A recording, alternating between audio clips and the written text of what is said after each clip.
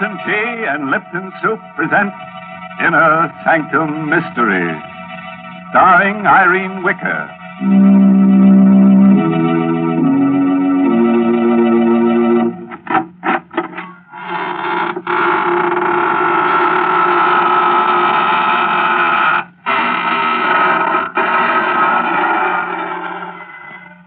Good evening, friends of the Inner Sanctum.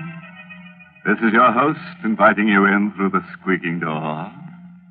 Ease yourself in. The welcome bat is out. Pick yourself a place to stand. You have several choices. You can stand in awe, or stand aghast, or stand rooted to the spot. Or if you find you can't stand it at all, just stretch out on the floor and lie still. You'll have plenty of company there before we get through with tonight's list of victims. Good gracious, Mr. Host. I don't think I'd enjoy that company. Well, they're not very lively, Mary. In fact, you may find them a little, stiff at first. But they won't interrupt if you want to talk. And you know I do want to talk, Mr. Host. So suppose you go greet your other visitors while I have a little chat with our Lipton listeners. You know, folks, sometimes when you're trying to describe a thing, you find it's very hard to think of just the right word. But that doesn't apply when you set out to describe Lipton tea. For Lipton is so different from other teas. Its flavor is so extra special that there's a special word to describe it. Brisk. Yes, brisk is the tea expert's word for full-bodied, tangy flavor. Oh, but then why bother with words when Lipton's itself can tell you so much more? You'll taste the difference right away and discover how much Lipton's brisk flavor adds to your enjoyment. Yes, with Lipton's, you get all the goodness nature puts into tea. So for deep-down satisfaction, folks, fill your cup with brisk-flavored Lipton tea. That's a good idea, Mary. And now, friends, if you'll just reach over and switch off those harsh, bright lights, we'll begin our story of The Creeping Wall by Sigmund Miller, starring Irene Wicker in the role of Karen Jeremy. Just let the soothing darkness envelop you like a straitjacket. You'll be surprised how nervous you'll feel. Here's Karen now. Can you think of anything more absurd than being afraid of the walls in your own home? Why I should feel that way, I don't know. My husband Horace seems to think it's just a case of nerves. Walls are just made of wood and plaster. Still, they give me a queer feeling. Once, while sitting alone and reading, I had an odd sensation that the walls were tilting. I looked up. Sure enough, they were all leaning toward me. I closed my eyes, but when I opened them again, they were all straight again. Oh, it was a horrible experience. But a much worse thing happened to me last night. I was asleep, dreaming that I was sitting in front of my vanity, making myself pretty. I was alone.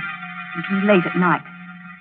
Suddenly, I noticed through the vanity mirror that the wall behind me was a little closer. I sat quite still for a moment, and I turned round, and it was closer. You have to experience it to know what a dreadful feeling that is. Then I heard a crunching sound. The opposite wall also had moved nearer. I screamed. But it was only a whisper. Then all the four walls began to hem me in. They moved nearer and nearer. I could feel the cold of the walls filling the remaining space of the room. I was going to be crushed to death. There was a book of matches on the vanity. I lit a match and held it near the cold wall. They stopped moving. They were afraid of the heat. Then the match went out. The walls began to move again. I lit another match. They stopped. I held it until it burned itself out in my hand. I frantically lit another one. The last. It flared up, and then it died out. The walls began to move. They were just inches away now. And one of them touched my hand, icy cold and dreadful. In an agony of terror, I beat against the walls, and I screamed with every breath of life in me. Karen, what's the matter, dear? Don't let them crush me. Help me, Horace. Stop beating the walls. Karen, what is the matter with you, dear? Dreaming. The walls were closing in on me. I had to light matches to stop them. Oh, Horace, it was ghastly. I'll never forget it so long as I live. Well, nightmares are always frightening, dear. You threw the covers off and the room's very cold. That's what probably brought it on. You forget it, darling. The dream won't come back. We talked for a while, and Horace dozed off. But I remained wide awake. I tried to sleep, but I couldn't. I even tried counting sheep. While I was counting, I got a sick feeling the walls were really closing in on me. I continued to count. 14, 15, 16, 17. The walls were coming closer. I mustn't believe it. It was my imagination. Only in mind. 18, 19, 20, 21, 22. I could feel the walls hovering over me. They were moving silently this time. 23, 24, 25, 26. Karen! Karen! Get some water quickly. The curtains are on fire. They were on fire. The flames were creeping up the curtain. Here, help me pull the curtains down. Here's the water.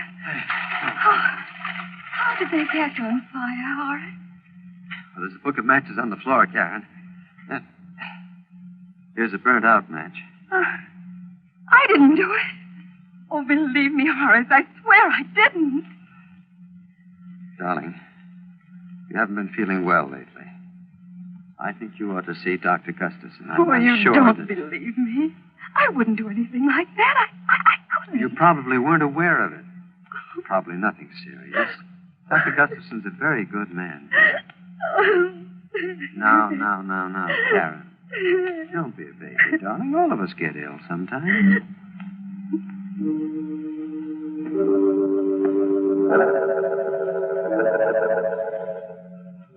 Dr. Gustafson is a little man with sharp eyes. I told him the whole story about the walls and the dream. Tried to be at ease. There was a mirror on his desk, and as I talked, I kept fixing my hair. Didn't look so well today. 2 new gray hairs that I had to pull out. He kept watching me very closely. All the time asked me questions about my youth. I told him everything, even about winning the beauty contest when I was 17. He seemed very interested. Mrs. Jeremy, seems to me you have an obsession about being beautiful. You're not as young as you used to be. Neither is your appearance.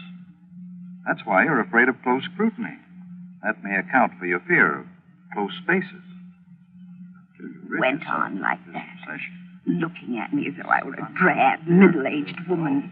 He didn't like me, and I didn't like him. I didn't like the way he spoke to me, the way he watched me. Karen! Put the letter opener down. I was just holding it. You'll hurt somebody holding it that way, darling. No harm was meant, I'm sure. The first thing you should do, Mr. Jeremy, is to get larger living quarters. Your wife may be suffering from acute claustrophobia, among other things.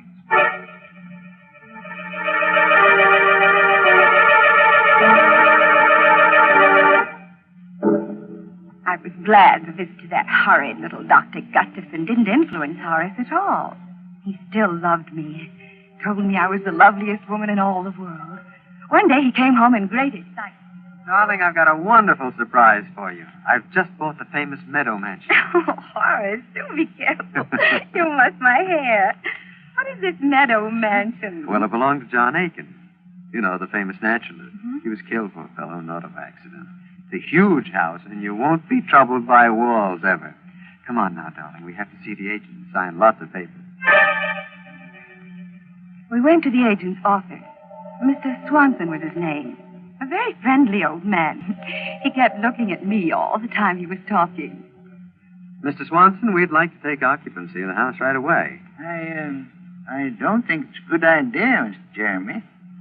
You see, there's still a lot of Mr. Aiken's property in the house, and... Oh, well, we don't mind that. You don't understand. It's specimens Mr. Aiken's left there, animals and snakes. They're waiting to be shipped to the zoo. Well, there's nothing to worry about. They're in cages, aren't they? It'd be very unpleasant if they weren't. Scared to death of snakes myself. If we only wait a few more days, they'll all be shipped out. Oh, don't worry about it. We'll leave the animals strictly alone. We've just got to move in right away. Well, the house is so big, I guess you can manage. Here are the keys, and good luck to you both.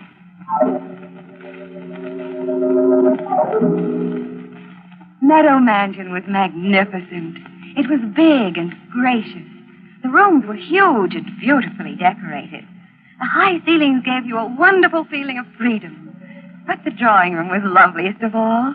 A large prism chandelier hung in the middle of the room, and the walls were paneled halfway up to the ceiling. But most exciting of all, each wooden panel had a darling little mirror set into it.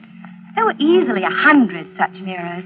Oh, it was very gay. You could see images of yourself anywhere in the room. It was all breathtakingly beautiful. Except for a picture on the wall of a very flashy-looking woman called Delilah. Well, darling, how do you like our new home? Oh, it's wonderful, Horace. I love it all. Everything. Except that picture. Oh, you mean Delilah? Well, that's a fine painting, dear, of a very beautiful woman. Well, she looks evil to me. Darling, I do believe you're jealous. You needn't be. She isn't half as pretty as you are. Alice, answer the door, please. We didn't talk about the picture anymore because Mr. Swanson, the agent, came in to see how we were getting on. I left Horace talking to him, and I wandered into the next room. There were a dozen cages standing near the fireplace, ready to be shipped off to the zoo. There were mostly snakes and lizards in the cages. All of them were quite motionless, except one. It was labeled Bushmaster, Venezuela. Very odd name for a reptile. Fearfully ugly, yet it fascinated me. About 4 feet long, fat and clumsy looking, yet it slid round the cage with wonderful grace, kept moving round and round, trying so hard to get out. It looked at me pleadingly, and then I found my hand on the safety catch. I drew it away in horror. The snake kept going round and round the 4 glass walls.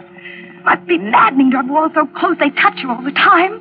I remembered what a terrible feeling it was to be frightened of walls. Then suddenly, the snake was in the middle of the floor. Karen, don't move! Good heavens, it's out of the cage. Stand still, Karen. I didn't move. Not one bit. I wasn't frightened.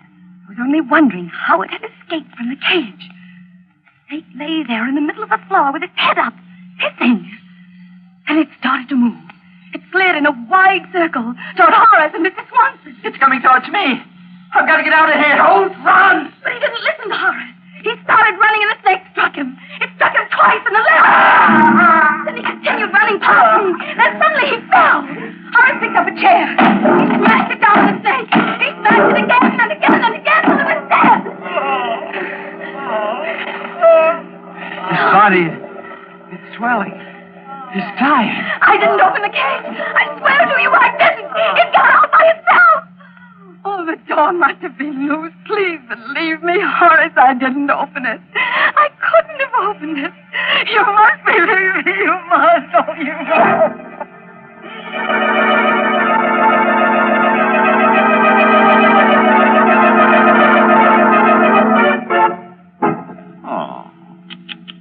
You know, I'm really upset about poor Mr. Swanson. He hardly opened his mouth in the story when he was out like a light. Not a nice way to make an exit. I'm really sorry we had to lose the Bushmaster. A very valuable reptile, and we could have used it in another story. But that's the way it is in our business. Our losses are terrific. Houses burn down, money is stolen, characters die away on us. Every week it's something else. It's simply murder. You do have a lot of trouble, don't you, Mr. Host? Mary, we have so much trouble on Inner Sanctum, even our troubles have trouble. I think there are times when all of us feel that trouble is piling up on us. But you know, friends, I've found a good way to get over that feeling. Just say to yourself, I'm going to relax and have a cup of Lipton tea. Then when you're comfortably seated with your teacup within easy reach, give your mind something pleasant to think about. That Lipton tea, for instance. Notice Lipton's deep amber color and its welcome, familiar fragrance that's so tempting. Then taste it and discover how really delicious that brisk flavor is.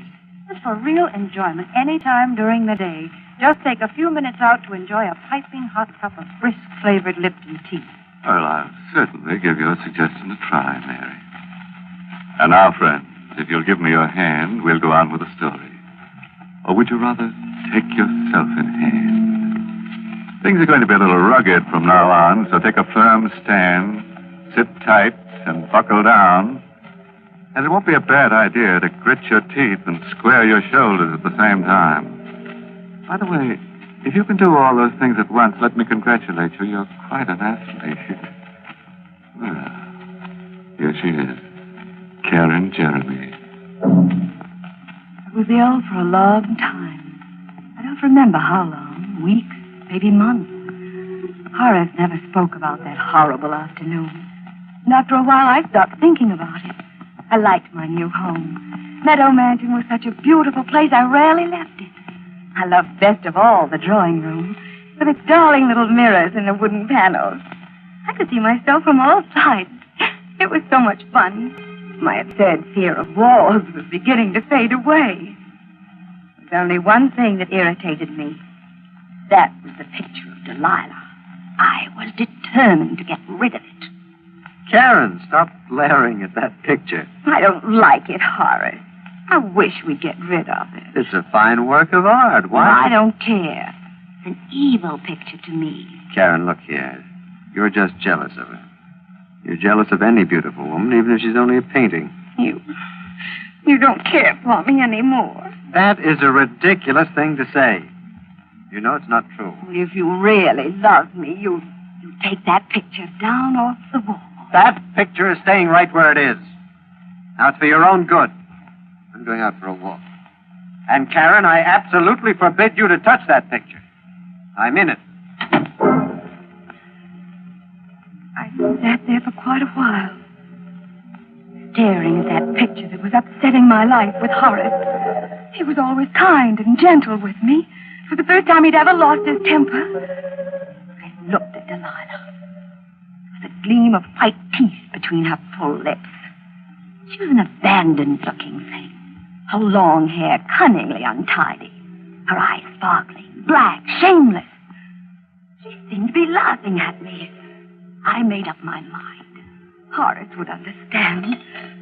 I got a knife from the kitchen. And I pulled a chair over to the picture.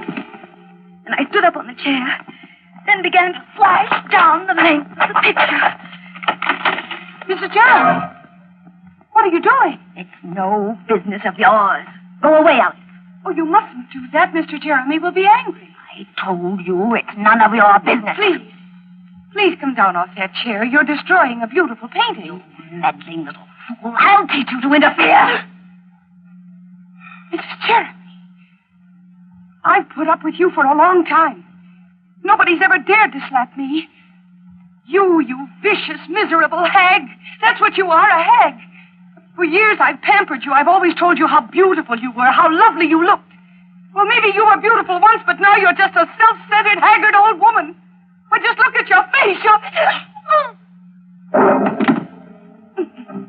She was lying on the floor, silent, bleeding. I didn't stab her. It wasn't me. It couldn't be me. I wouldn't do such a thing. I looked at myself in the paneled mirror. I looked pale. My hair was all untidy. And I thought of Horace. He would never believe I didn't do it. He'd look at me in that piercing, sad way. No, he mustn't see the body. I must hide it before he gets back. I dragged her over to the closet. And then I hid her body in the corner. I locked the door with a key. There was blood on my hand. I don't know how it got there, but I had to wash it off. And the knife, I threw it in the garbage pail. There was blood on the carpet, too. I took a scatter rug and carefully placed it over the spot. And I sat down and waited for Horace to come home. The room was very queer. The chandelier seemed to be lower. All the walls, they seemed to be closer. I sat there fighting off that old terror, praying and praying that Horace would come home. As soon as he came, I'd put my arms around him and never let him go again. Never let him go. And I heard the doorknob turning. I hurried over to the door. Hello, Karen. Oh, darling, I'm so sorry. It was all my fault. Please forgive me, Horace. I can't bear your being angry with me. Please say you forgive me. That's all right, Karen. I shouldn't have lost my... What happened to the painting? It's cut. I did it. I don't know what came over me. But you see, I didn't cut it all. I stopped. It's just cut a little. I can repair it. It'll be just as good as new. I'll never do it again. I swear I'll never touch it. Well, it's not too badly damaged. I'll get Alice to take it over to the art shop. Maybe they can repair it. Oh, Alice isn't here. She's gone to get your blue coat from the tailor's. Karen, that is not true. Alice got that coat this morning. Where is she? I don't know where she is. Karen, you do know. Where is she? She was here just a little while ago. She must have gone out. Alice! Alice! I'm going to find her. No. Please don't leave me. Please, Horace. You must tell me where she is, Karen. I can't remember. I can't remember anything. Karen, did you do anything to her? No, nothing. You are not telling me the truth. Something has happened to her and you're hiding it. Now, I'm going to find her. She must be somewhere. No, she isn't in the house. How do you know she's not here if you don't know where she is? I didn't mean that. I'm going to look around. All right. There's blood on the floor near the closet. Yes, I cut my finger. The closet is locked. Have you the key, Karen? No, I don't have it. Karen, give me that key.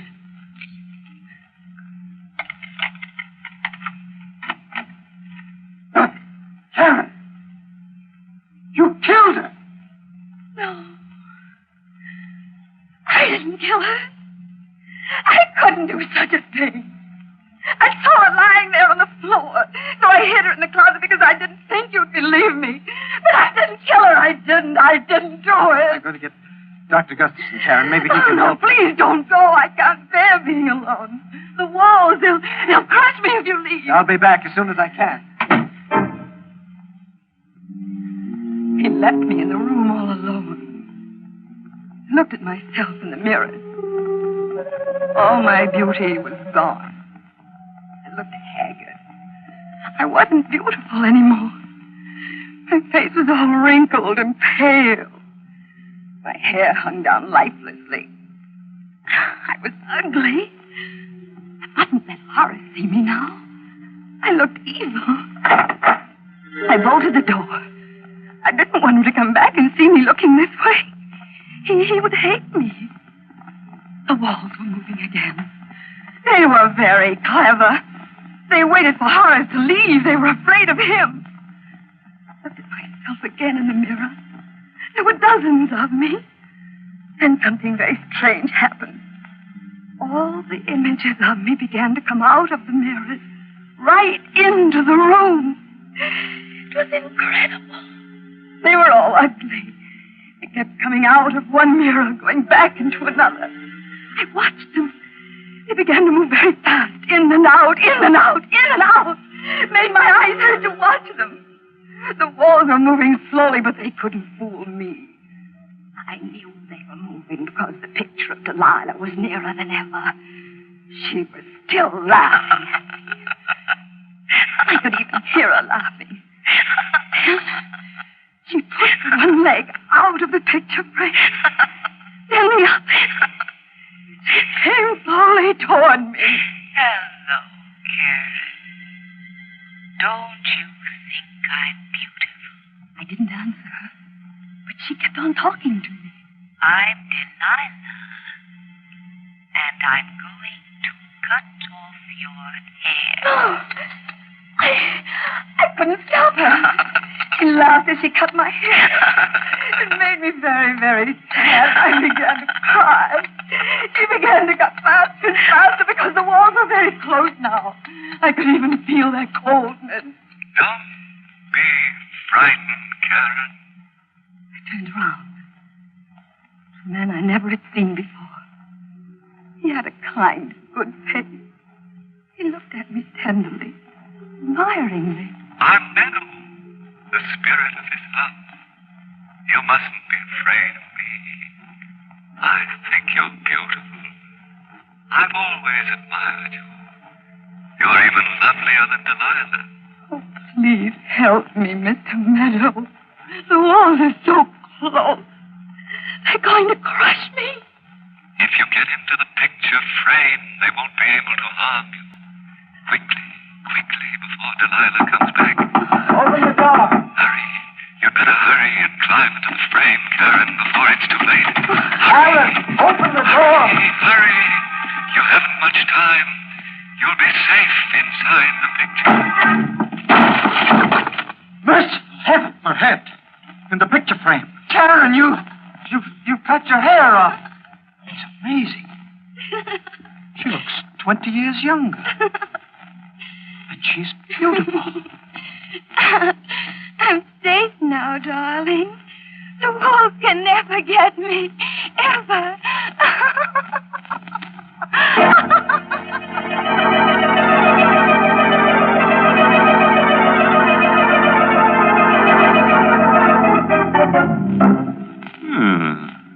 I think we did rather well tonight. Two of our characters were gathered to their forefathers. I'm sort of sorry about that maid. She seemed like a nice sort, and I don't think it was quite kind to be so cutting to her. But that renting agent, you couldn't get an apartment out of him anyhow. As for our heroine, it's true we didn't kill her off, but we certainly framed her. Well, it couldn't have been a very pretty picture, Mr. Host. No, Mary, but you'll have to admit it was remarkably lifelike. Well, while you're admiring it, I have a few words for our friends listening in. You know, some people tie a string around their finger to remind them of things. Well, I'm not going to ask you folks to do that. All I want you to do is just remember all the good things I've told you about Lipton tea, and let them remind you to get a package of Lipton's tomorrow. Lipton's wonderful brisk flavor, its full-bodied goodness mean more contentment in your teacup. Remember, Lipton's is the tea that gives you extra pleasure and extra satisfaction. Ask your grocer for a package tomorrow. Well, that should be easy to remember, Mary. Well, friends, it's time to close the squeaking door until next Tuesday, when we'll get together again for another killing time. Oh, by the way, this month's Inner Sanctum mystery novel is The Pavilion by Hilda Lawrence. Yes, in next week's Inner Sanctum story, directed by Hyman Brown, and brought to you by Lipton Tea and Lipton Soup. Next week's story is called The Edge of Death. Feeling a little edgy already? Very interesting story. Yeah, it's sort of a mixture of Russian legend and modern psychiatry that tells of a beautiful and sinister old sword. But I'm sure you'll get the point.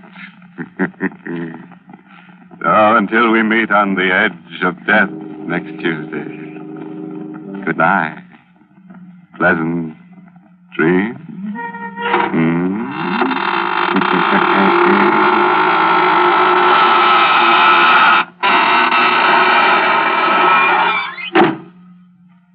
Here's a grand dish to get your dinner off to a good start.